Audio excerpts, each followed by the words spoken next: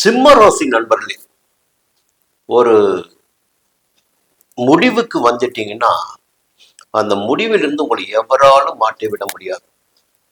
சமுதாயத்துல என்னதான் பெரிய வசதி வாய்ப்பு கிடைச்சாலும் சரி, இல்லை எல்லாமே தேடி வந்தாலும் சரி, எதுவாக இருந்தாலும் சுய கௌரவத்தை விட்டு கொடுக்காத ஒரு ராசின சிம்ம ராசினர். எவருடைய காலிலும் விழாத ராசின சிம்ம ராசினர். ஒன்றை இழந்துத்தான் ஒன்றை பெற வேண்டும் என்றால் அதற்கு வாய்ப்பே கிடையாது உங்ககிட்ட.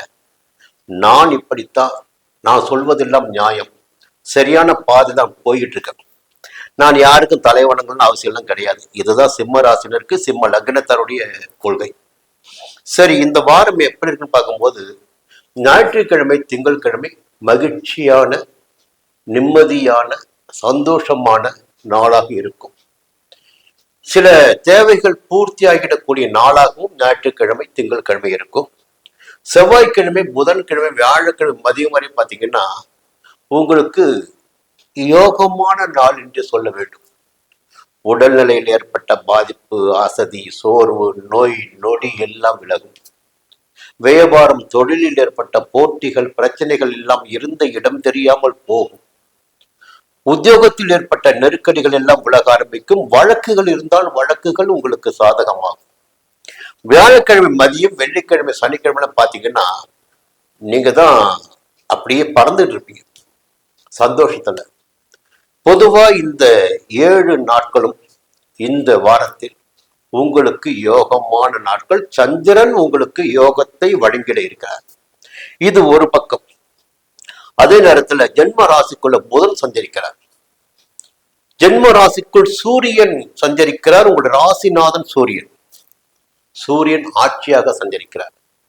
பொதுவாக ஒரு பிரகாசத்திடக்கூடிய, ஒளியோட பிரகாசத்திடக்கூடிய நிலை என்பது இந்த வாரத்தில் சிம்ம ராசினால் உங்களுக்கு இருக்கு. அதாவது சிங்கம் என்ன பண்ணுன்னா, படுத்து தூங்குறவர்கள் தூங்கிட்டு இருக்கும், எழுந்து ஒரு கர்ஜனை பண்ணிச்சுன்னா அவ்வளவுதான், காடி அதிரும். அதே போல சிம்ம ராசினருக்கு இந்த நேரம் எப்படி இருக்கு என்றால், ராசிக்குள் சிம்மம் சூரியன் உச்சமாக ஆட்சியாக சஞ்சரிக்கிறார். அப்போ உங்களுடைய செல்வாக்கு வெளிப்படக்கூடிய காலகட்டம் இந்த காலகட்டம். அரசியல்வாதிகளாக இருந்தால் செல்வாக்கு உயரும். உத்தியோகத்தில் இருப்பவர்களுக்கு ஏற்பட்ட பிரச்சனைகள் விலகும். எதிர்பார்த்த இடமாற்றம், பதவி கிடைக்கும். பொதுவாகவே ஒரு செல்வாக்கு பெறக்கூடிய காலகட்டம் இந்த காலகட்டம். இன்னொரு பக்கம் பார்க்க வேண்டும் என்றால், உங்களுடைய ராசிக்கு பாக்கியாதிபதி யாருன்னு பார்த்தீங்கன்னா செவ்வாய். அந்த செவ்வாய் 11ஆம் இடமான லாபஸ்தானத்தில் சஞ்சரிக்கிறார். ஜென்ம ராசிக்குள் ராசிநாதன் சூரியன், 11ஆம் இடத்தில் பாக்கியாதிபதி செவ்வாய். பொன்னும் பொருளும் என்பதை விட, புகழ் என்பதை விட எல்லாவற்றையும் அடைந்திடக்கூடிய நிலையினை செவ்வாய் உங்களுக்கு ஏற்படுத்தி கொடுப்பார். ஆரோக்கியத்தை அதிகரிப்பார், பொன்பொருளை வழங்குவார், பெரியவருடைய தொடர்பினை ஏற்படுத்தி கொடுப்பார். ஒரு முன்னேற்றம்.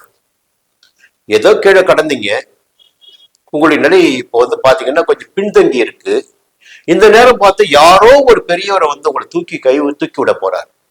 அப்ப சிம்மராசனுக்கு இது யோகமான நேரங்க. புதனுடைய சஞ்சாரம் அறிவு கண்டு திறக்க உங்களுக்கு.